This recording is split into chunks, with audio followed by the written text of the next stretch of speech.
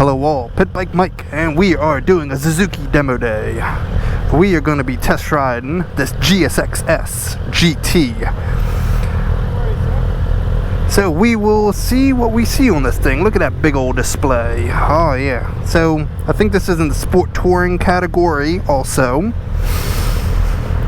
Looks nice. It should be a pretty upright seating position. Did want to say, disclaimer.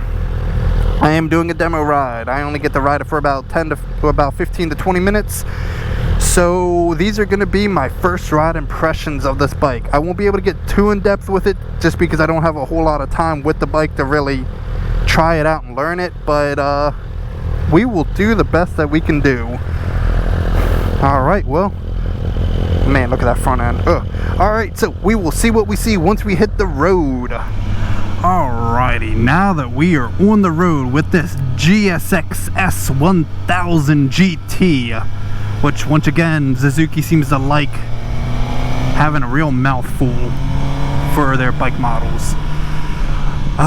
First impression, this bike is fantastic, and honestly I will admit I like it already a lot more than the GSXS1000 GX, which is in their crossover line.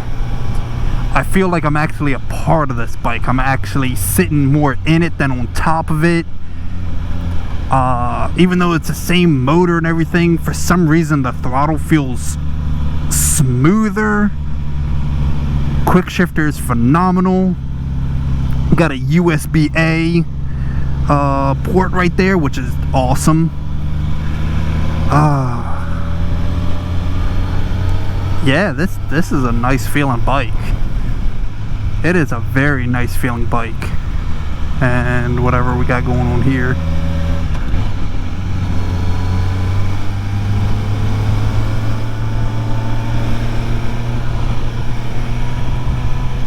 Alright, so similar display to the 1000 GX.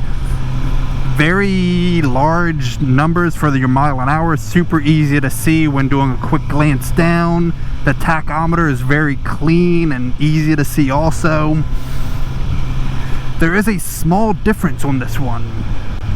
So on the right hand side of the screen where you see, man, this guy in front of me, he's doing some weird stuff. Alright, so you have the SDMS, which is your rider mode. A being the aggressive mode. B being your kind of like a road mode. And then C as like a rain. Let's see. We got traction control. Traction control 1 is the least intrusive. 2 is kind of like a moderate. And 3 is extreme. Alright, and then we have QS for quick shifter. And it just says on. Yeah, that's about it. Got the gear position indicator, and then down on the lower right hand we got, looks like, coolant temp. Alright, so going on. So on the lower right we got the coolant temp, we got our odometer, we got average, what is it? No, that's air temp. We got, and then we got trip 1 average MPG.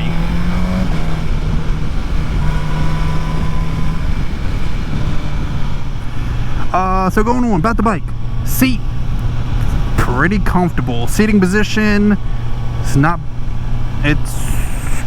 has a slight forward, not a whole lot, but honestly I could see myself being able to put a couple hours on the saddle of this bike. It's got the cruise control, which obviously is that's the best feature that you could possibly have on a bike, besides for fuel injection.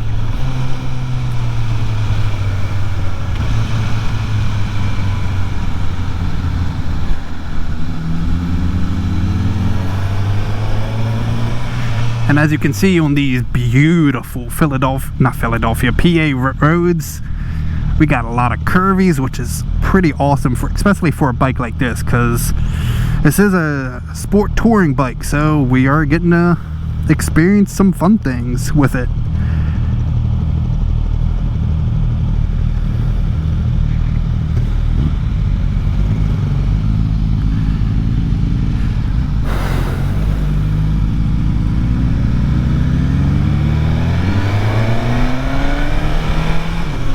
clutch feel. When I'm using the clutch, has a very positive bite to it, feels good. Really can't complain.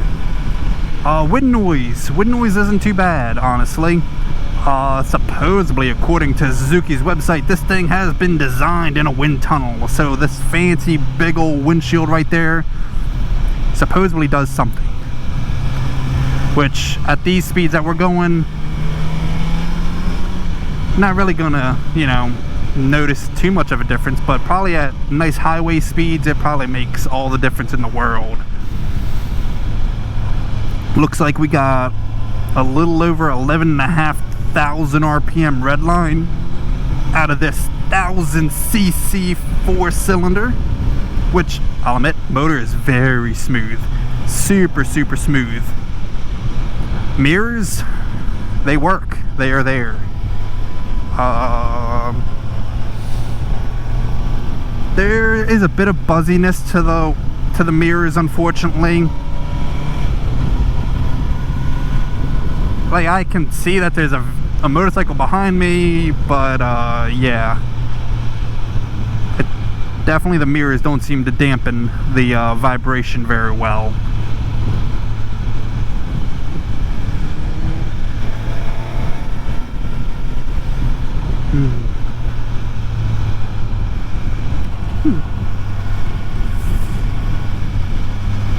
So I can already tell you right off, because towards the end of my ride with the GSX-S1000 GX, I can definitely tell you that would not have been a bike that I would probably consider, but this one, yes, I so far can consider it. Obviously not in this red, because you all know that I seem to have a thing for blue motorcycles. But besides that, this bike is pretty fantastic.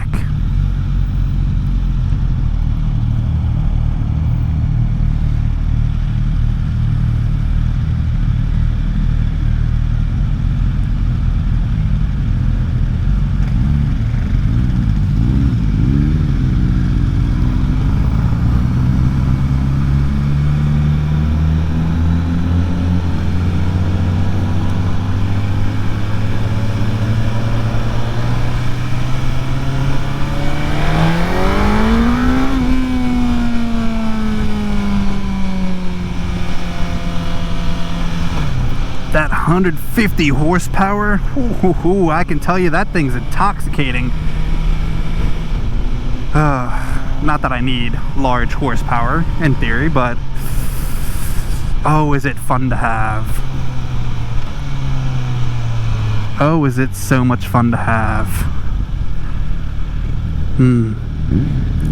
Come celebrate Swamp Fest. Interesting.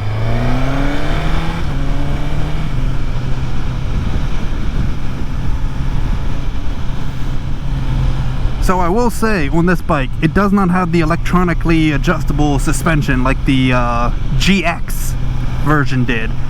But I'll admit, it's fine as it is. I don't really need to be fiddling with electronic suspension adjustments while I'm trying to ride.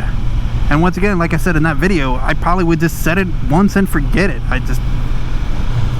You know, yes, it's nice, and maybe to some people it might mean something, but to me, I don't always need all that extra stuff. Sometimes less is more.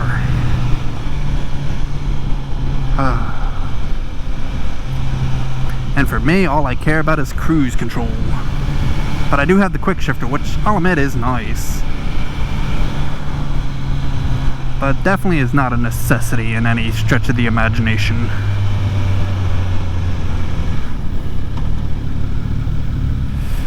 Alright, so as I've been riding for a couple miles, pros and cons. Pros, all the power that you could possibly ever need. Cruise control, pretty decent wind protection, honestly. USB-A outlet. Brakes work good. power no matter. Power is everywhere. Like, it's just down low, up high. It's got power everywhere you could possibly imagine, which I know I already said power, but still. Now my cons for the bike.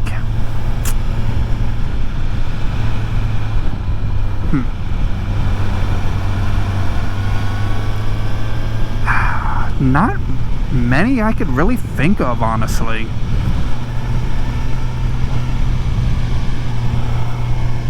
Maybe I would probably put a handlebar riser on it just to bring it up, like,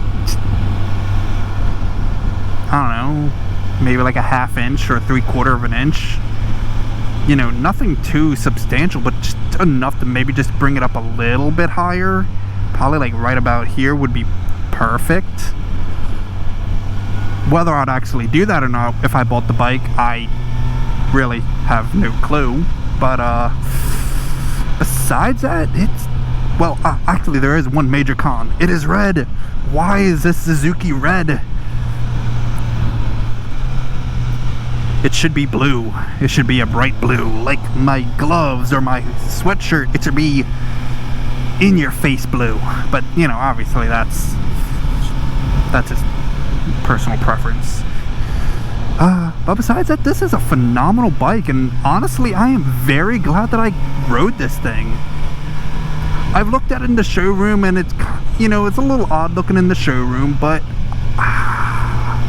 it more than makes up for it in the riding characteristics. I am very happy that I got to ride this bike. And for a price of, like, I think it's with the plus, which is you get the hard color matched bags, it's like 14 grand, which is, you know, 4 grand less than the GX, which 4 grand, yeah, that's big money. That is pretty big money. And be honest, it feels like this bike just fits my personality more. So man, who knows? Maybe I might actually have to do a little bit of looking into this bike. My wallet is gonna be screaming for mercy. Well, I think I'm about to end it off here. This definitely is a very good bike. I would totally recommend giving this bike a test drive. I really highly doubt it would disappoint. So on that note, as we go through this person's driveway, and we just look at their little houses, which honestly is a pretty nice little area. Yeah. So on that note, I hope y'all like, subscribe. Pit Bike Mike is